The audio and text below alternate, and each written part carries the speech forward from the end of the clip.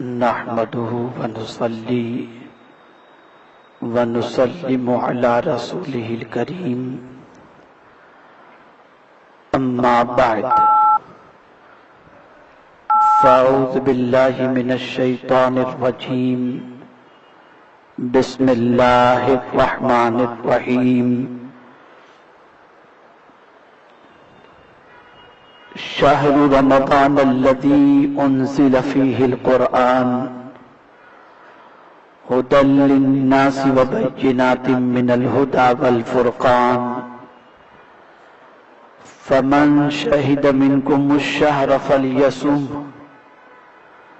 ومن كان مريضا أو على سفر فعدة من أيام أخر وعلى الذين يطيقونه فدية طعام مسكين أو كما قال الصلاة والسلام عليك يا رسول الله الصلاة والسلام عليك يا حبيب الله الصلاة والسلام عليك يا نبي الله الصلاة والسلام عليك يا نور الله وعلى آلك وأصحابك يا حبيب الله صلی اللہ تعالی علیہ وسلم۔ میرے پیارے آقا صلی اللہ تعالی علیہ وسلم کے پیارے دیوانوں، دل کی عطا گہرائیوں سے آپ سب کو اور مسلمانان عالم کو ماہ رمضان المبارک سید الشہور کی آمد مبارک ہو۔ اللہ رب العزت جل جلالہ رحمت و مغفرت اور جہنم سے نجات پانے والوں میں ہم سب کا شمار فرمائے۔ ماہ رمضان المبارک جس کی آج پہلی شب ہے، پہلی تراویح ہم لوگوں نے پڑھی، اور رب کے قدم اور اس کے حبیب صلی اللہ علیہ وسلم کے صدقہ و توفیل ماہ رمضان المبارک ہم سب کو نصیب ہو گیا۔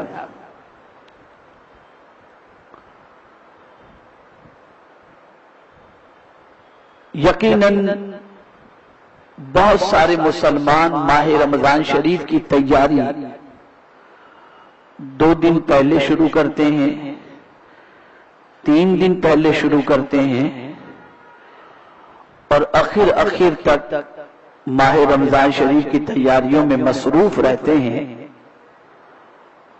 اور پھر 29 کی بات آئے تو کہتے یار آج چاند نہ ہو، کل چاند ہو جائے تو اور بہتر ہے کہ ایک دن اور ہمیں مل جائے گا،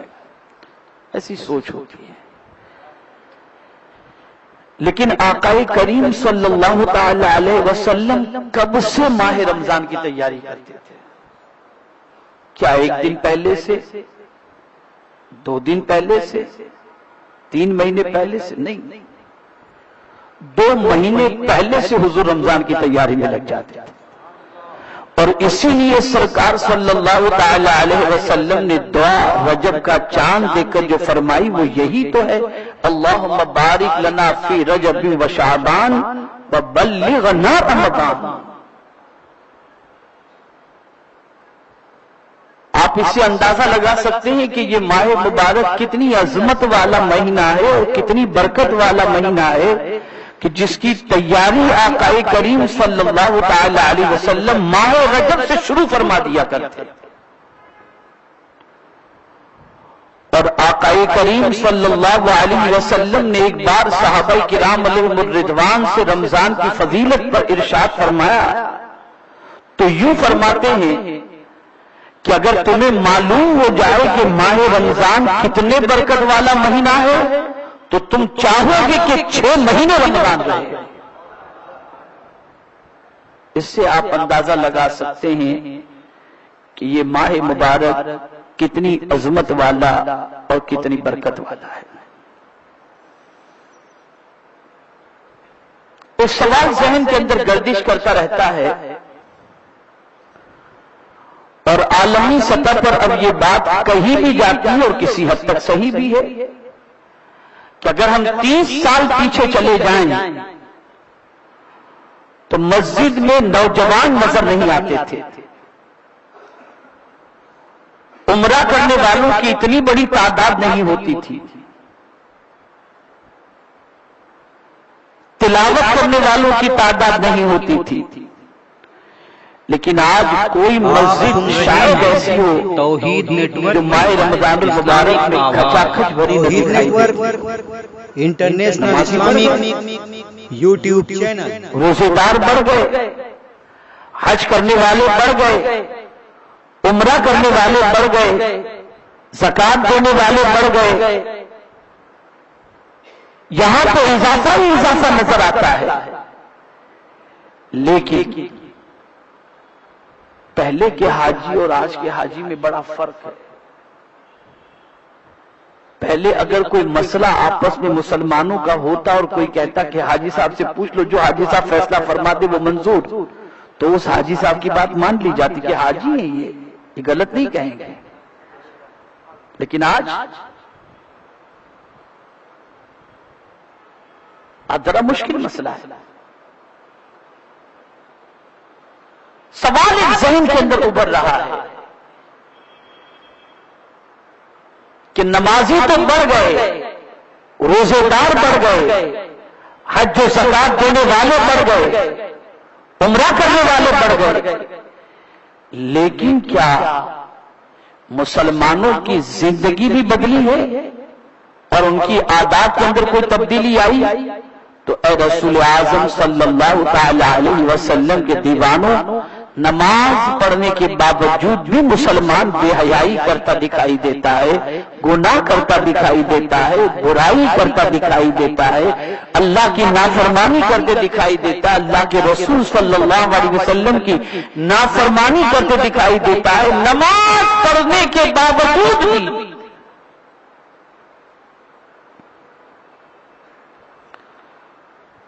تو وجہ کیا ہے؟ سبب کیا ہے؟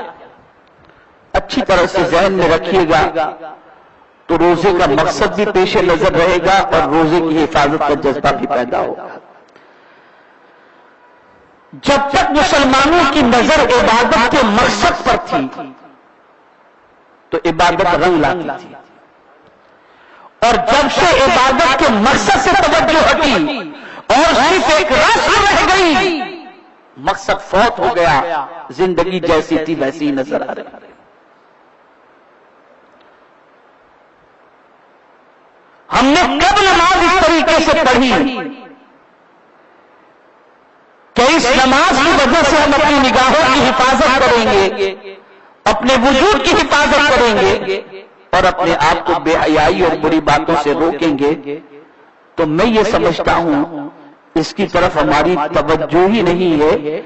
اور آپ کو بتاؤں گا تو حیرت ہوگی۔ شیخ عبدالحق محدث دہلوی رحمت اللہ تعالی علیہ اشاعت اللمعات کے اندر فرماتے ہیں، بڑی پیاری بات نماز کی حدیث کے ضمن کے اندر فرماتے ہیں کہ آقا کریم صلی اللہ علیہ وسلم نے یہ جو فرمایا کہ 10 سال کا بچہ ہو جائے تو مار کے نماز پڑھاؤ، اس کی وجہ تمہیں معلوم ہے؟ تو فرماتے ہیں خود ہی کہ بچہ جب 10 سال کی عمر میں قدم رکھتا ہے تو اس کے جسم کے اندر اور اس کے ہارمونز کے اندر اور اس کی عادتوں میں تغیر شروع ہوتا ہے، اس کے دل و دماغ میں خیالات جنم لینے شروع ہو جاتے ہیں، اچھے خیالات بھی اور برے خیالات بھی۔ 10 سال کی عمر سے اس کی سوچ میں تبدیلیاں شروع ہو جاتی ہیں، تو بالغ ہوتے ہوتے وہ 13 سال کا، 12 سال کا، 14 سال کا ہوتے ہوتے وہ بالغ ہوتا ہے۔ تو بالغ ہونے سے پہلے اگر وہ نمازی بن گیا تو قرآن کہتا ہے ان الصلاۃ تنہی عن الفحشاء والمنکر، بے شک نماز بے حیائی اور بری باتوں سے روکتی ہے، تو یہ عادت نماز کی اسے بے حیائی اور بری باتوں سے روک۔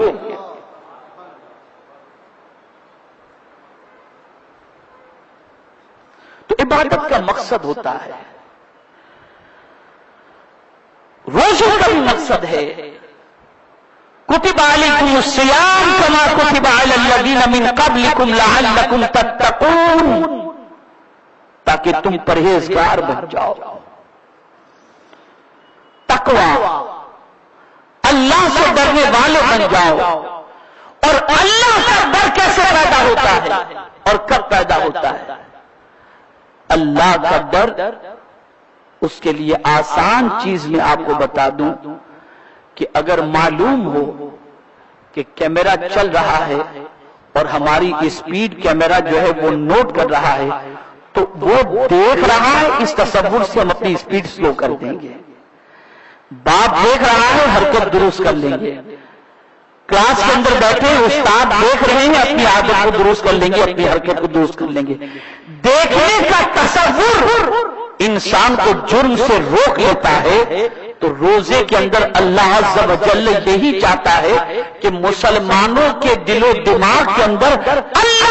اللہ کے دیکھنے کا تصور قائم ہو جائے، تاکہ یہ مسلمان متقی اور پرہیزگار بن جائے۔ اور یہ تصور دن بھر قائم رہتا ہے،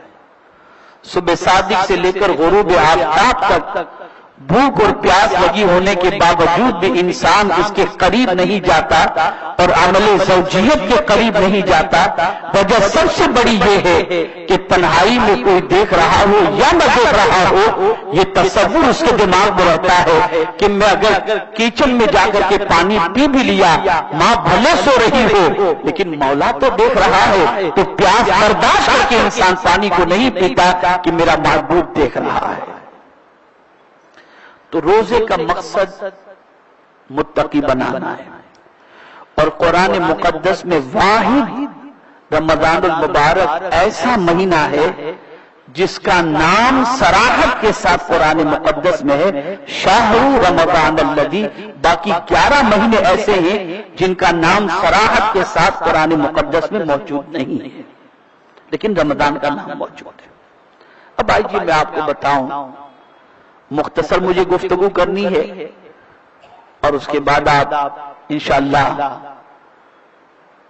جناب صادق رضوی صاحب کا خطاب سماعت فرمائیں گے۔ میں تو بڑے زمانے کے بعد رمضان شریف کے اندر مرکز پر حاضر ہوں،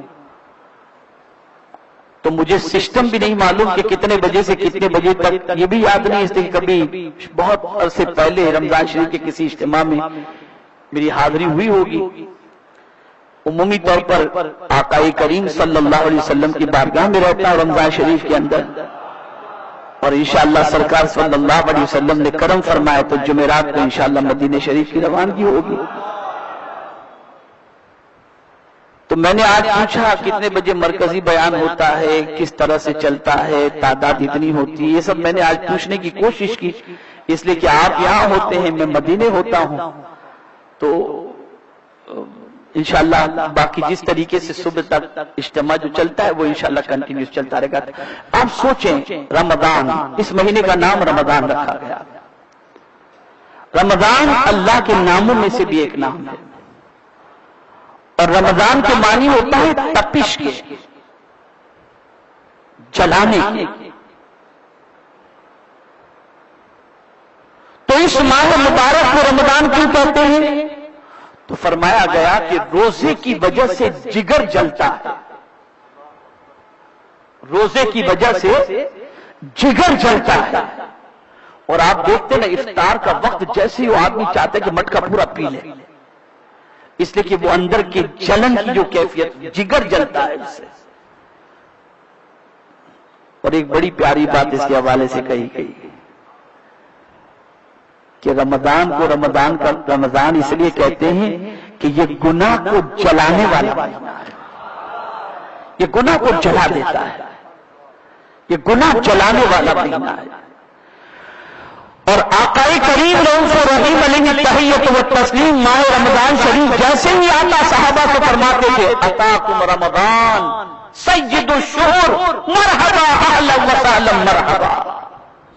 میرے آقا کی عادت کریمہ تھی کہ جیسے ہی ماہ رمضان لگ جاتا، شروع ہو جاتا، تو سرکار ماہ رمضان کا ویلکم کرتے اور فرماتے اے ماہ رمضان تیرا استقبال ہے، مرحبا اہلا وسہلا مرحبا۔ یہ ایسا مہمان بن کر کے آتا ہے۔ میں دنیا کے مہمان کی بات بتاؤں کہ دنیا کا مہمان اگر کسی کے گھر پہنچنے والا ہو نا تو اس کے پہنچنے کے 40 روز پہلے مہمان کی روزی گھر پہ پہنچ جاتی ہے، اور مہمان جب کسی کے گھر سے نکلتا ہے تو کچھ لے کر نہیں نکلتا، اللہ اس مہمان کے صدقے میں اس گھر کی بلاؤں کو گھر سے نکال دیتا۔ تو جب عام مہمان کی یہ پوزیشن تو ماہ رمضان کتنا بڑا مہمان اور کتنا بڑا مہینہ ہے اور کتنی عظمت والا مہینہ ہے کہ یہ آتا ہے ہم سے کچھ لیتا نہیں بلکہ ہمیں جہنم سے نجات کا پروانہ دے کر کے چلا جاتا ہے، چھٹکارا دے کر چلا جاتا ہے۔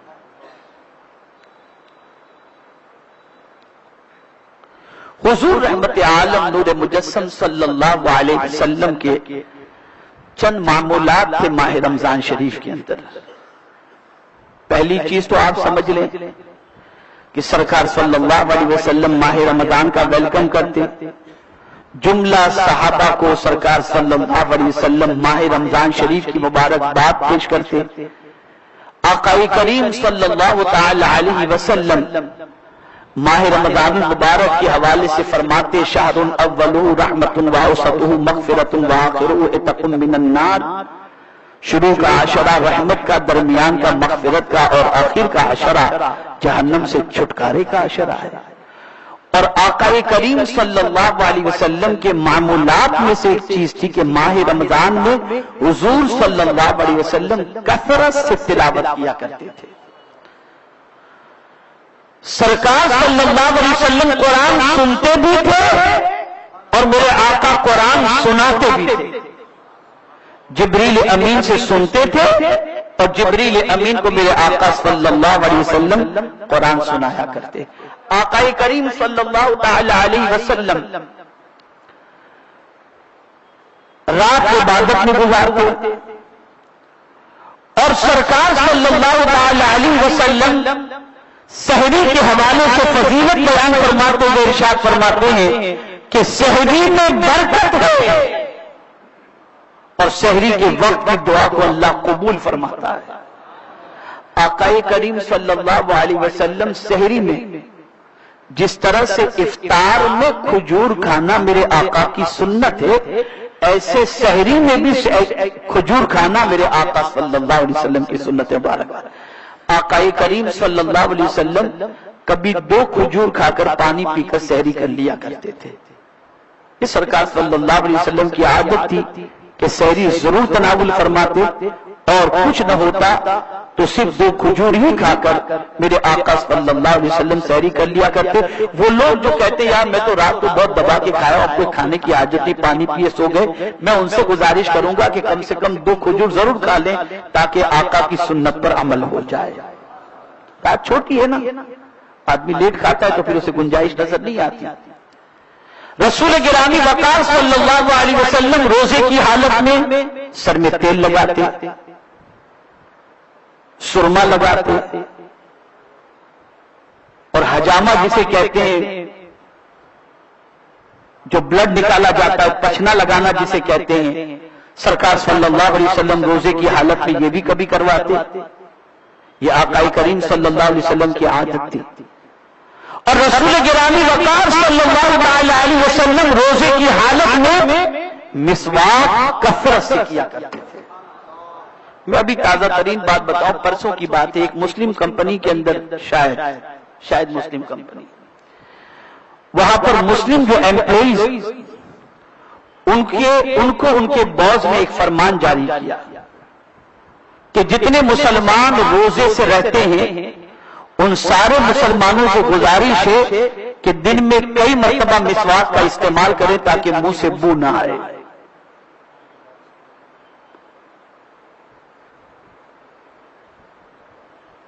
اب پتہ یہ چلا کہ آقا کریم صلی اللہ تعالی علیہ وسلم روزے کی حالت میں مسواک کیا کرتے تھے۔ اب اس مسواک کی برکت انشاءاللہ العظیم جو بھی روزے میں کرے گا اس کی برکتوں سے وہ بھی انشاءاللہ مالا مال ہو جائے گا۔ اور سب سے بڑا فائدہ مسواک کا یہ ہے کہ جو پابندی سے مسواک کرے گا نا، اللہ اسے برے خاتمے سے بچا لے گا، برے خاتمے سے بچا۔ تو سرکار صلی اللہ علیہ وسلم روزے کی حالت میں مسواک کرتے۔ گرمی شدید ہے، اور یہ گرمی کیوں ہے شاید اب سورج ہی کو قصوروار ٹھہرائیں، تو بات دراصل یہ ہے کہ یہ جو ایٹم بم بن رہے ہیں، ایٹمی توانائیاں تیار ہو رہی، ایٹمی توانائیاں جو ہیں، اور ایٹم بم جو برسائے جاتے ہیں، مطلب بم جو برسائے جاتے ہیں اور ایٹم بم جو بنائے جاتے ہیں، اور اس کے لیے زمین سے جو مادہ نکالا جاتا ہے، ساری چیزیں جو ہوتی ہیں نا، اس کی وجہ سے یہ تپش بڑھ رہی ہے۔ مدر بم جو ہے، یہ جو ابھی افغانستان کے اندر امریکہ نے جو بم گرایا تھا کہ سارے بموں کی ماں اس کو انہوں نے کہا تھا، اس بم کے گرنے کے بعد گرمی اور تپش بہت بڑھ گئی ہے۔ تو یہ تپش جو بڑھ رہی ہے اس میں اس کا بھی بہت بڑا دخل ہے، اور ساتھ ہی ساتھ سورج جس پردے سے چھن کر کے جس سورج کی شعاعیں جس پردے سے چھن کر کے زمین پر آتی تھی، اس کی بھی پوزیشن تھوڑی سی خراب ہے، اور اس میں بھی کافی شگاف وغیرہ ہیں۔ تو اب یہ ڈائریکٹ آنے والا مسئلہ ہو رہا ہے، یہ سب تپش آپ کی وجہ سن سے رہے ہیں مگر یہ کہوں تو توحید غلط نہ ہوگا نیٹ ورک کہ زمین پر اسلامی گناہ بھی اتنے آواز، بڑھ گئے کہ توحید گناہ کی نیٹ وجہ ورک سے بھی اللہ عز و جل انٹرنیشنل اسلامک یوٹیوب چینل۔ تو حضور صلی اللہ تعالی علیہ وسلم جب گرمی کا موسم ہوتا تو حضرت ابو ہریرہ رضی اللہ تعالیٰ عنہ فرماتے ہیں کہ میں نے دیکھا کہ دوپہر کے وقت روزے کی حالت میں رمضان المبارک میں سرکار صلی اللہ علیہ وسلم کے سر مبارک پر حضرت انس پانی ڈال رہے تھے۔ یہ پانی کیوں ڈالا جا رہا تھا؟ ٹھنڈک کے لیے۔ تو صحابہ محدثین فرماتے ہیں کہ روزے کی حالت میں اگر کسی کو شدید گرمی محسوس ہو تو ایسے موقع پر ٹھنڈا پانی سر پہ ڈالنا یہ بھی مصطفیٰ جان رحمت کی سنت مبارک ہے۔ اور ایسا بھی ہوتا کہ گرمی شدید ہوتی تو آقا کریم صلی اللہ علیہ وسلم پتلا کپڑا پانی میں بھگو کر صرف تہبند پہنے ہوتے، اور وہ گیلا کپڑا میرے آقا صلی اللہ علیہ وسلم اپنے بدن پر ڈال لیتے جس سے تھوڑی سی ٹھنڈک اور راحت نصیب ہو۔ تو یہ بھی مصطفیٰ جان رحمت صلی اللہ علیہ وسلم کی سنت ہے۔ افطار کرانا میرے آقا کی سنت ہے، اور سخاوت اس کا تو کیا کہنا۔ رمضان المبارک میں آقا کریم صلی اللہ علیہ وسلم کی سخاوت کا عالم یہ تھا کہ تیز ہواؤں سے بھی زیادہ مصطفیٰ سخاوت فرمایا کرتے تھے۔ تو ماہ رمضان میں خوب سخاوت کرو، ماہ رمضان میں خوب غربا یتامى مساکین پر خرچ کرو۔ یہاں ایک بات خاص طور پر بتا دوں، چونکہ صرف آپ ہی نہیں سن رہے، دنیا کے مختلف ملکوں میں لوگ دیکھ بھی رہے ہیں اور سن بھی رہے ہیں، تو سب کے ذہن میں یہ بات بٹھانے کے لیے اور آپ کے ذہن میں بھی کہ بہت سارے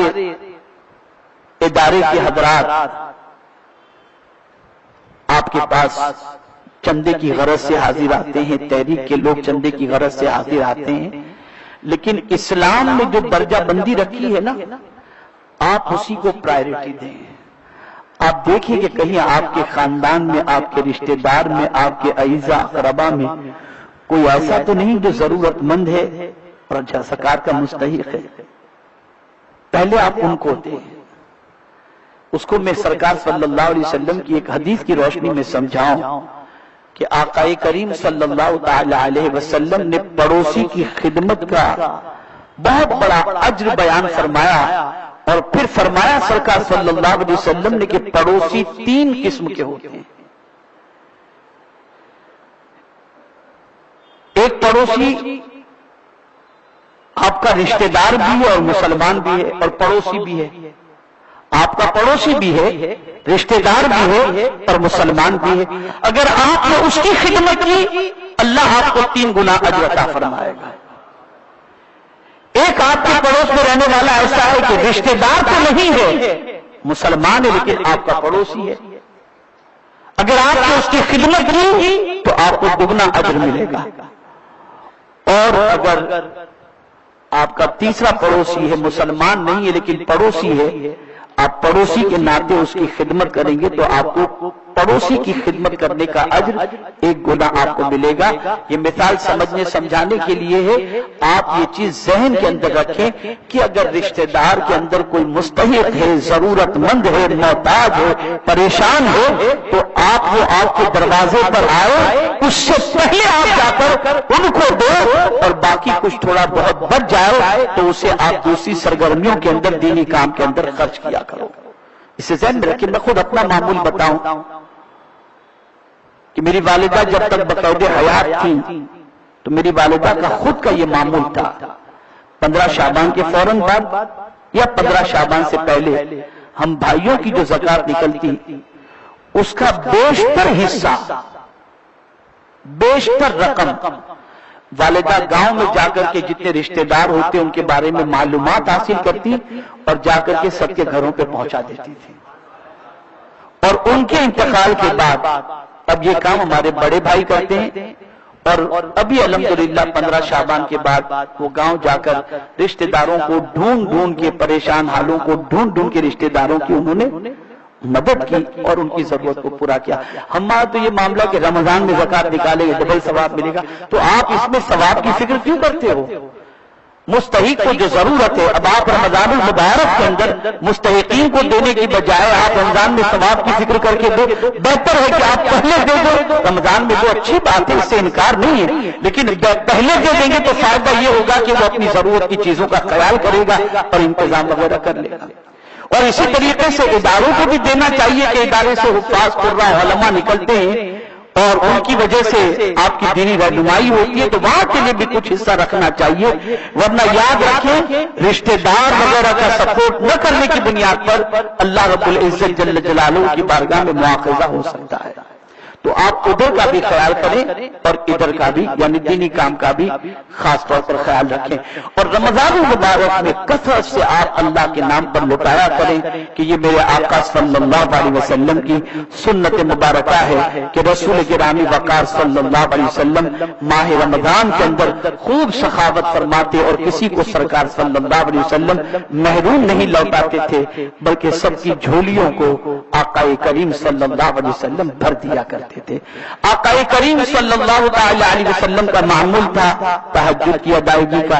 ماہ رمضان میں ہر بندہ اگر چاہے تو تہجد کا پابند ہو سکتا ہے، تراویح پڑھ کر کے آئے، کھانا کھائے اور سو جائے، سحری کے لیے جب اٹھے تو کم از کم 2 رکعت ہی وہ پڑھ لے تہجد کی، اور پڑھ کر کے اللہ کی بارگاہ میں دعا کرے کہ وہ دعا اللہ رب العزت جل جلالہ ضرور قبول فرمائے گا۔ تو ان چیزوں کا خاص طور پر خیال رکھیں، اور میرے پیارے آقا صلی اللہ علیہ وسلم کے پیارے دیوانوں، سرکار صلی اللہ علیہ وسلم جب آخری عشرہ لگ جاتا تو ام المؤمنین حضرت عائشہ صدیقہ رضی اللہ تعالیٰ عنہ فرماتی ہیں کہ سرکار اپنی تہبند کو ٹائٹ کر لیتے، یعنی کمر کس لیتے تھے عبادت کے لیے، اور صرف حضور ہی عبادت نہ کرتے، ام المؤمنین فرماتی ہیں کہ سرکار اپنے گھر والوں کو بھی پوری رات عبادت میں لگا دیا کرتے تھے، خود بھی جگتے تھے، گھر والوں کو بھی عبادت کے لیے جگایا کرتے تھے۔ تو ہمیں چاہیے کہ آقا کریم صلی اللہ علیہ وسلم کے معمولات کا خیال کریں، روزے دار کو افطار کرائیں، اور بہتر یہ ہوگا کہ اب تو الحمدللہ مساجد کے اندر افطار کے لیے اتنا آ جاتا ہے کہ افطار ختم ہونے کے بعد جو ہے ویسٹیج بھی بہت جاتا ہے، تو آپ بہت سارے غربا کے گھروں کو تلاش کریں، ان کا پتہ لگوائیں، ان کے گھر میں راشن کے پیکٹ بنا کر کے بھیج دیں تاکہ وہ اپنی ضرورتوں کو پوری کر سکیں اور اچھا کھانا کھا کر آپ سب کے حق میں دعا کر سکیں۔ اللہ رب العزت جل جلالہ